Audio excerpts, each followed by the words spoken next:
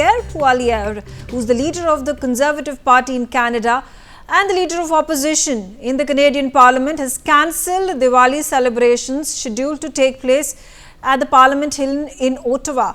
According to the organizer of the event, the Overseas Friends of India Canada, Poilievre did not offer any explanation regarding the cancellation. This is a clear U-turn. Just last year, on 14th of November, he was celebrating Diwali at the Lakshmi Narayan Mandir in Surrey. And just a fortnight ago, he was celebrating Dussehra at the Hindu Sabha Mandir. Poilievre suddenly decides to withdraw from the Diwali event. Even the US President Joe Biden is celebrating the occasion at the White House. So why can't a Canadian opposition leader or a Canadian Prime Minister do so? Well, this move comes amidst the diplomatic tensions and the worsening relations between India and Canada, especially after the Canadian Prime Minister Justin Trudeau alleged that Indian diplomats were involved in the targeting of the Khalistani terrorists, particularly Niger. Now, despite levelling these allegations last year, Trudeau has not provided strong, hard evidence. But the real issue here is not Justin Trudeau. The real issue is the leader of the New Democratic Party, Jagmeet Singh. The very same Jagmeet Singh who is a notorious Khalistani sympathizer. A former ally of Justin Trudeau, Jagmeet has a history that speaks volumes. Now, prior to his rise in Canadian politics, he actively attended Khalistani rallies, seminars in San Francisco and in London. His association with Mo Dhariwal, who has served as his campaign manager, has also been under scrutiny. This year, in April, Jagmeet Singh was spotted sharing a dais with Avtar Singh Pannu, who is the president of the banned Khalistani organization Sikhs for Justice. The very same Sikhs for Justice whose so-called legal counsel, Gurpatwant Singh Pannu, has issued open threats to India time and again. But how is Jagmeet Singh the real issue? Firstly, it's all related to the number of Canadian House of Commons. No party enjoys a clear majority. The majority mark is 169. The major parties, which are the Liberals and the Conservatives, hold 154 and 119 seats. Meanwhile, the New Democratic Party holds 24 of those seats. The second thing that is crucial to note is that the elections in Canada are on the anvil.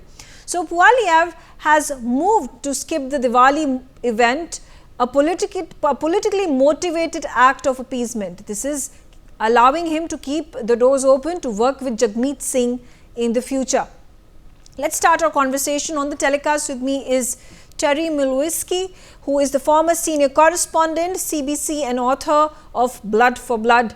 Thank you very much, Terry, for joining me on the telecast. And of course, just simply in doing the math on how many members of Parliament does the Liberal Party hold, how many do the Conservatives hold, and what is the significance of the New Democratic Party and Jagmeet Singh in being able to become kingmakers come the 2025 elections?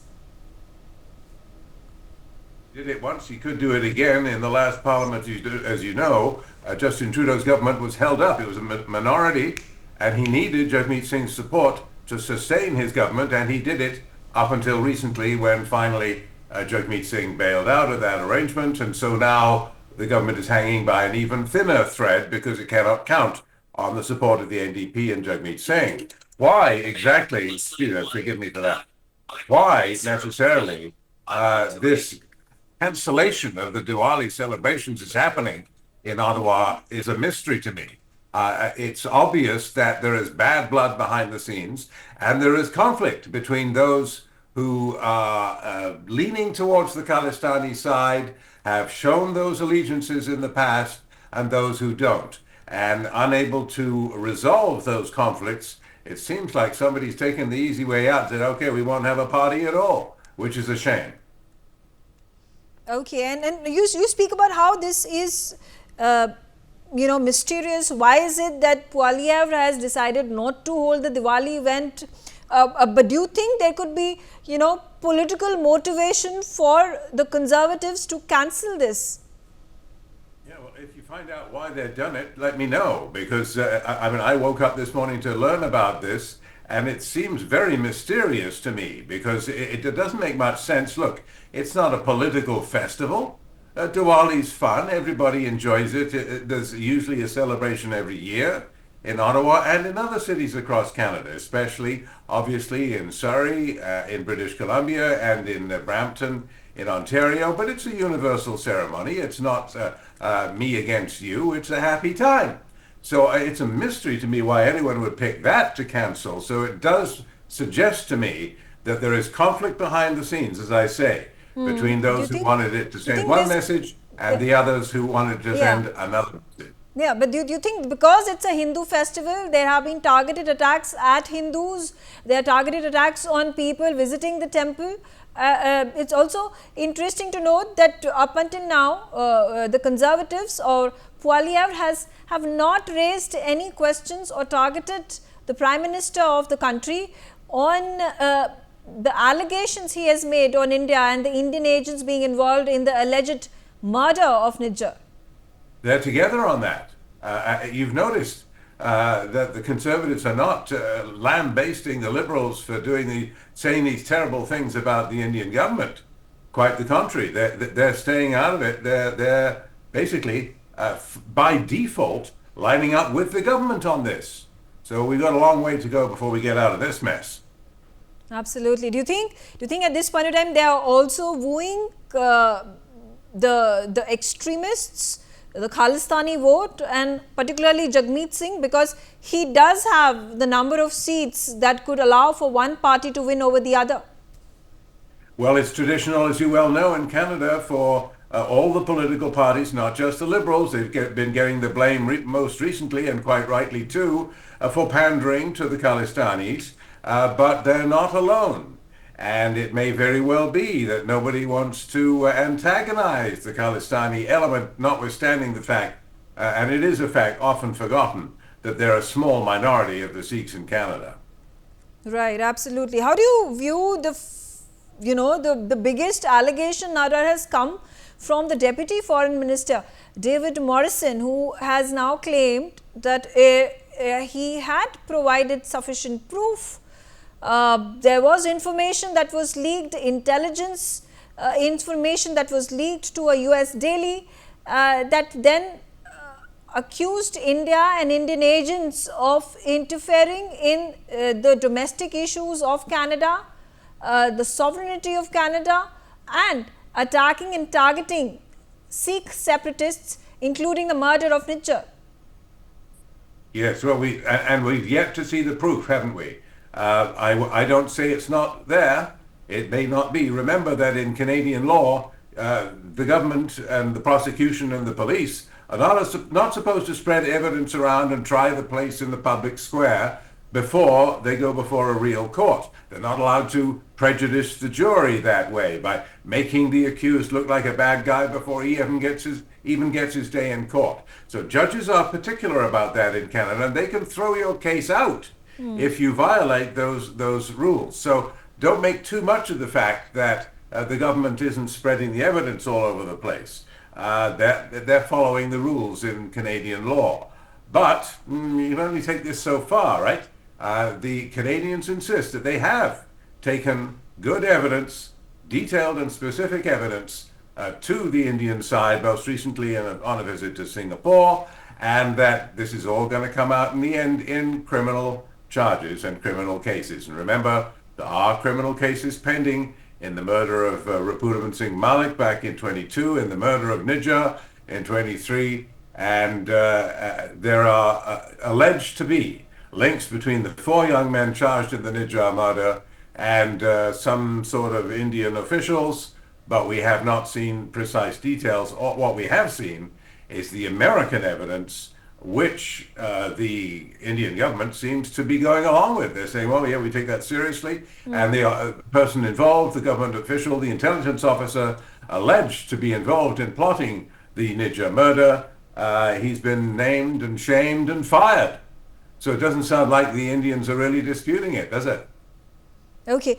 Now, the Deputy Foreign Minister, which is then the spokesperson of the Government of Canada, has taken a step further. He is not just talking about these unidentifiable Indian agents.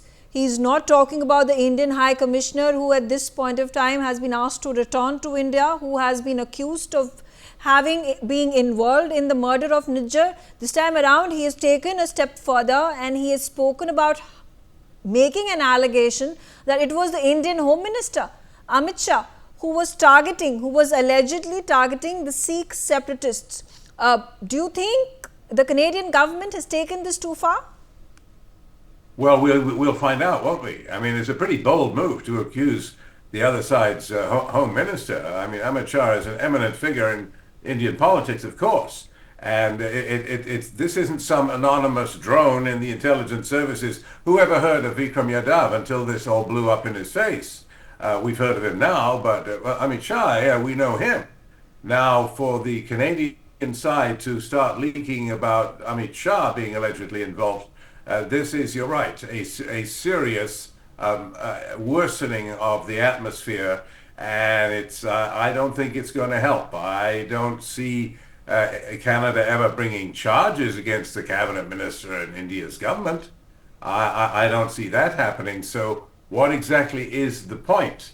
That remains to be seen. Jury's still out on that. Okay, Terry, stay on with me. I'm also introducing right now on the telecast. I have with me Ambassador Basuti Mukherjee.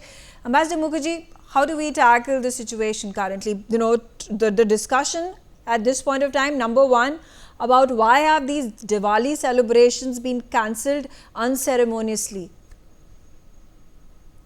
The Diwali celebration being cancelled would appear to indicate that the opposition is wooing the Khalistani vote and therefore is sending a signal that they are neutral on this issue. This is not a good development for Canadian-Indian relations, and demonstrates that when the Conservatives will come to power, as they are expected to, since Trudeau is trailing very badly in the opinion polls, there may not necessarily be a drastic change in the attitude of the new Canadian government vis-a-vis India. That is certainly not a good development as far as India-Canada relations are concerned, and as far as we are concerned, because we had been all along under the impression that once Trudeau goes, things will improve vis-a-vis Canada, because it's a bilateral relationship that is too important to be dragged into the dust and gutted in this manner. Actually, it has been gutted already, and I don't see it being revived in the near future if we continue in this manner. The Diwali function is not a religious function anymore, Megha. It is celebrated throughout the world globally. It is celebrated when I was ambassador to Netherlands, all over Netherlands. It is celebrated in 10 Downing Street, even when the Prime Minister is not of Indian origin. It is celebrated in the White House. It is regarded as a social and cultural function which represents the best part of India's cultural diversity. It represents the victory of good over evil. That's why the lights are lit. The lights are supposed to denote the divine spirit of enlightenment, and that is something that nobody can dispute. So it's not a religious festival. It is celebrated all over the world by people from different religions. Its cancellation in this manner is very unfortunate, and it does not seem to me that when there will be a change of government in Canada, especially now that they have gone so far as to accuse our very respected Home Minister of extrajudicial assassination, which has not been disputed by the opposition, it appears to me, frankly, Megha, that this relationship has been completely gutted.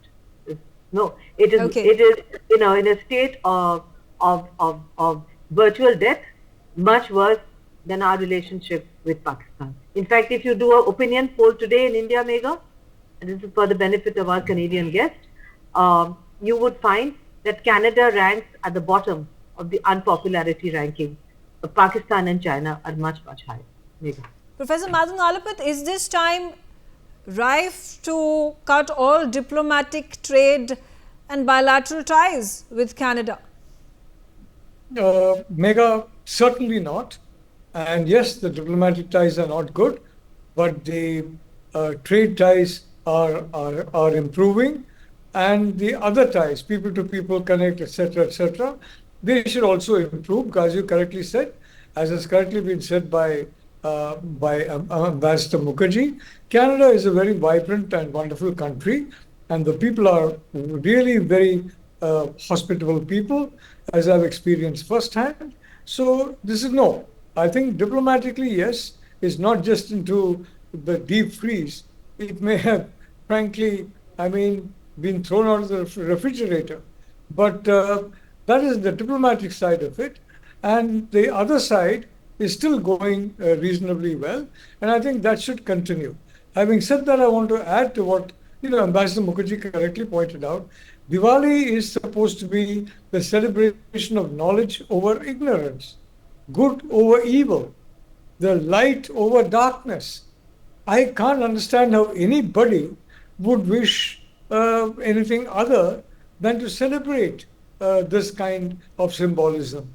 The whole concept of Diwali is that knowledge prevails over ignorance, and good prevails over evil, and light prevails over darkness.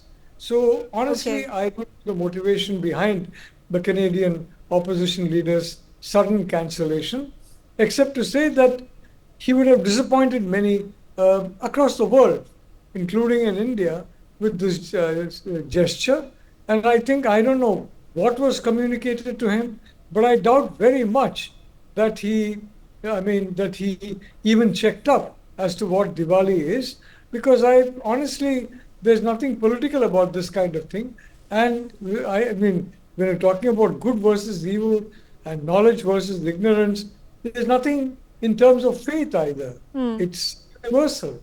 And this is and Sanatana Dharma, you will agree, is a universal faith. It applies to everybody if who's got the right sense of Sanatani values, which is to prevent violence and to accept other paths as equally genuine to your own. So yes, I am quite perplexed by this, as perplexed as our Canadian friend is. I can't decipher why it was done, except that I'm not very sure the Canadian opposition leader has any understanding of the significance of Diwali and the meaning of Diwali. Because this is inexplicable in that context. So, Rinder Singh Lali, do you think there may have been pressure from the Khalistani quarters, from the Khalistani lobby, and like Terry Milewski mentioned, that there could be a situation where neither of the political parties, the national parties of Canada, would like to antagonize the New Democratic Party and Jagmeet Singh, and keeping in line with the number of targeted attacks on Hindus in Canada, Hindu temples in Canada, and because Diwali is a Hindu festival and it is celebrated universally, but it is the origin of it is in Hinduism, and because Hindus are being targeted in Canada in such a fashion, therefore in keeping with the kind of policy or the kind of narrative that the Khalistanis want to build in Canada, Poilievre has been perhaps, I don't know, pressured into doing this, or there could be some sort of a lobby that at this point of time he is trying to woo. Thank you, Megha. And I think this pyromaniac called Justin Trudeau not only set our relationship with him, India, with Canada on fire, he set his party on fire also, because now even they're wanting to get rid of him.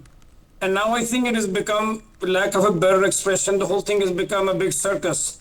I mean, on quarter debates, people ask me that, how would you think this situation would get better after the election? But I think Pierre's cancellation of the Diwali event itself is kind of a referendum on which way he would go if there was a regime change. That's one. Right. And with number two, taking on Amit Shah directly.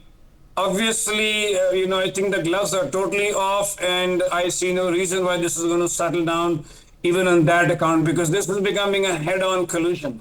But there are three more things I wish to add, which are also happening otherwise.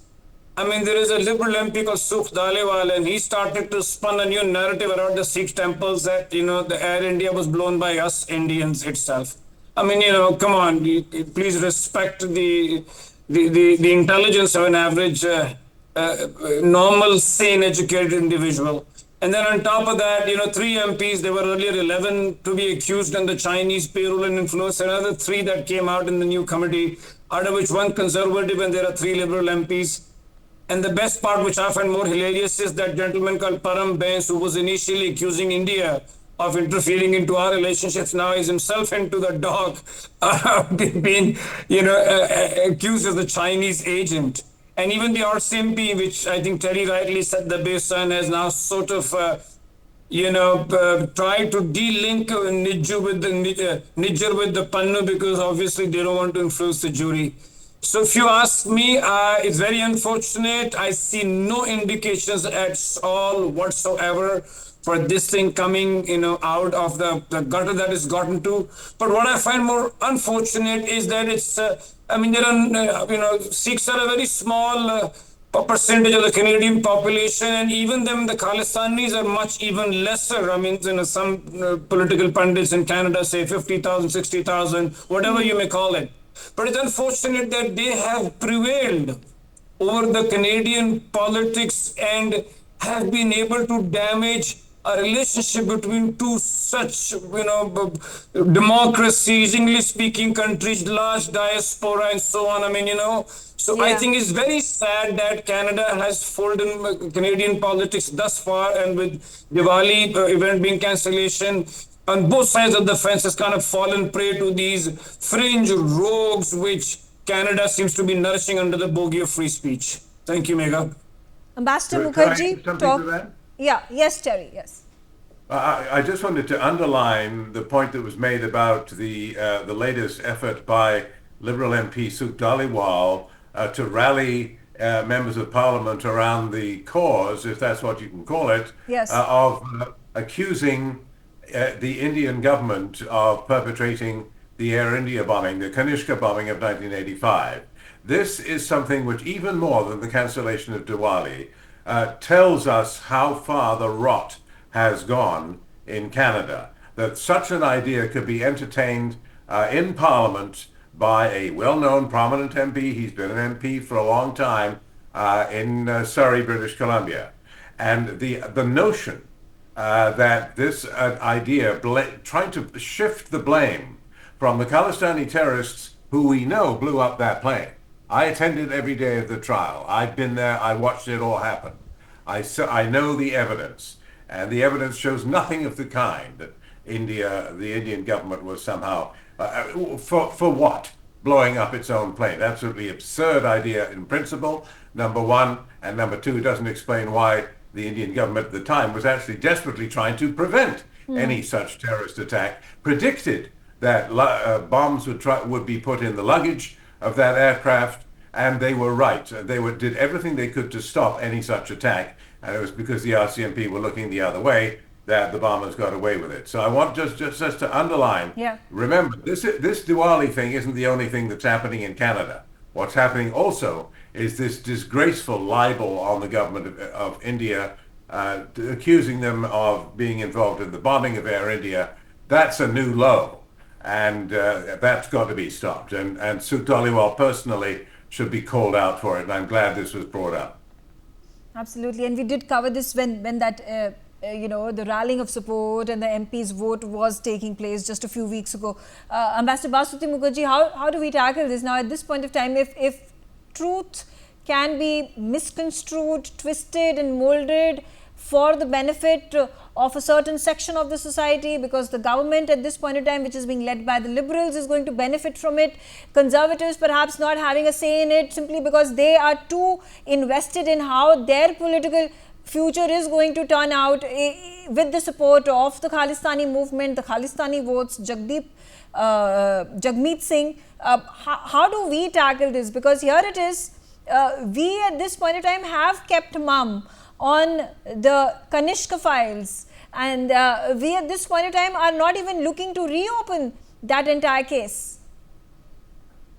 That is precisely why, Megha, and with due respect to Professor Nalapat, I described it as a professional diplomat that the bilateral relationship has been gutted.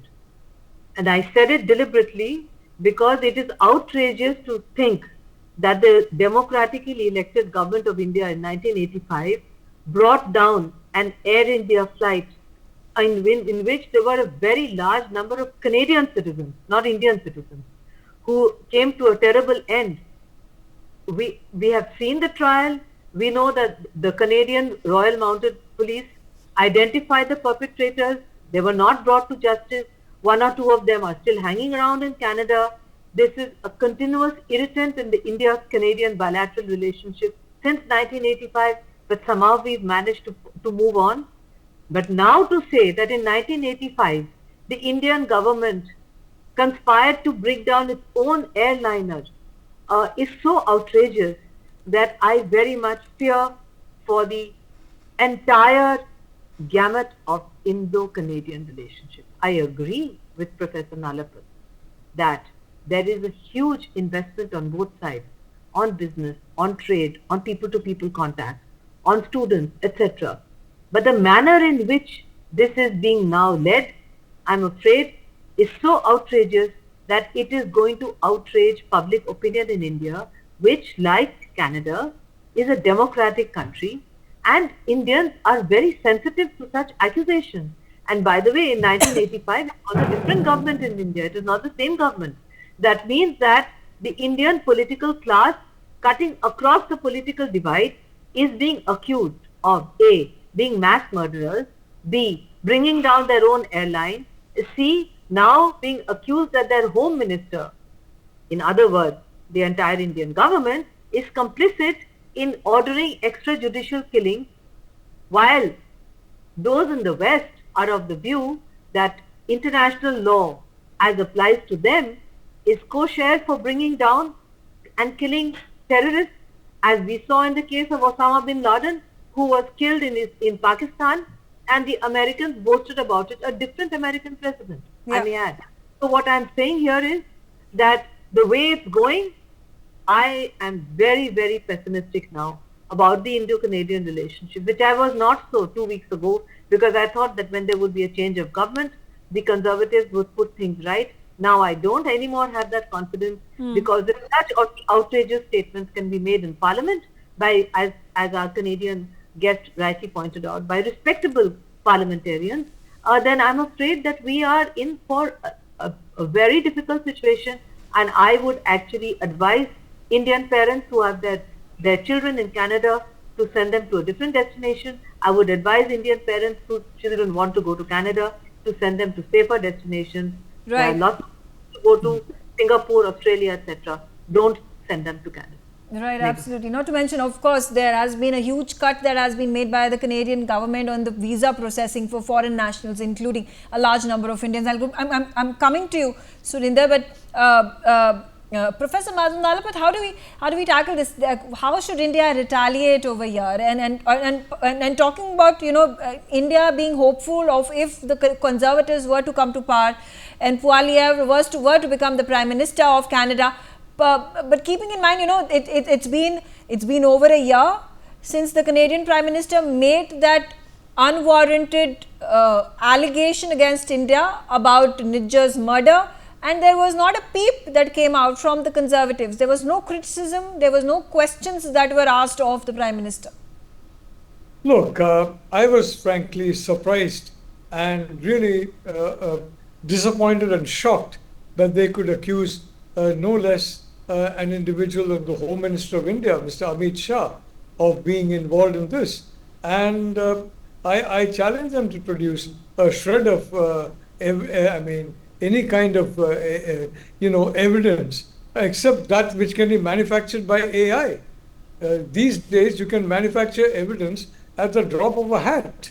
You can manufacture photographs, you can manufacture speech, you can manufacture conversations. And it's well known that the whole thing will be fake. So frankly, I was quite disappointed that it had been raised to that level.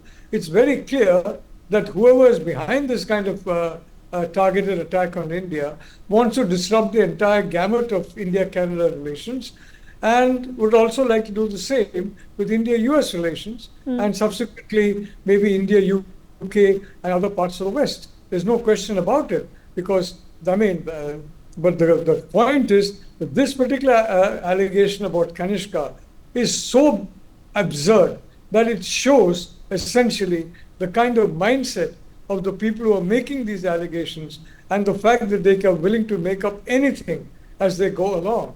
And of course, I again want to point out, as far as the US is concerned, India has been fully cooperating. As far as Canada is concerned, what Canada wants to do is to tell the Indian government, confess. Confess to what? You present the facts, and present facts that can basically withstand the test of being manufactured by AI, etc. So frankly, I think naming the Home Minister is a step too far. And yes, in that sense, Ambassador Mukherjee is right. The relationship is very badly damaged, but what was badly damaged can also be repaired if better sense prevails. And I hope this particular wild allegation is an indication that better sense prevails, and very importantly, send back to India some of these people. The Americans also should send back to India some of these people. Show by action that you're fighting terror by basically ensuring that the people whom India wants, for 20 in Canada, 60 in the United States, at least a few are sent back. And I think that's the least that we can expect from the United States. I'm not sure we can get that from Canada, but from the United States, definitely, that's the least we can expect, frankly. Okay. Okay, Surinder, quickly coming to you. Now, whatever story is fed by the Canadians to America and the Five Eyes, they're just going to lap it up, and they're definitely not going to be, tolerant of India, as has been seen in the past just a few weeks ago. So whether it is about the Nijjar murder, or at this point in time, if they were to just fudge data, information, intelligence on the Kanishka files, they have the means. And taking a look at the precedent that has been set, I think it's exactly going to happen that way. It's going to play out with the kind of toolkit that they have created. Megha, once again, one doesn't need to be a rocket scientist to know that Justin Trudeau is probably just a wingman acting on the behest of his southern neighbor, because that's where the Five Eye intelligence is coming in, the Washington Post and all of that. It's just that America is handling this far more sensibly than Justin Trudeau is. But I want to, take forward a beautiful point Ambassador Mukherjee made about public opinion. Mega politician is somebody who's successful politician is somebody who can capture people's imagination and convert them into votes. And if the public opinion is otherwise, it becomes very difficult even for a politician to improve relationships. I mean, a case in point with India, Pakistan.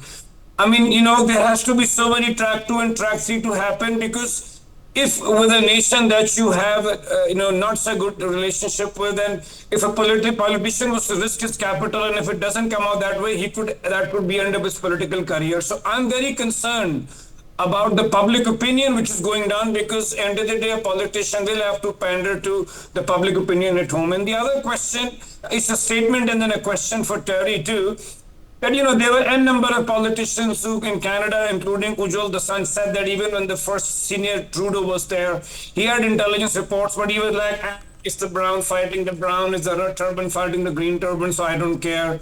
So is this the same WASPy mindset that Junior Trudeau is nourishing?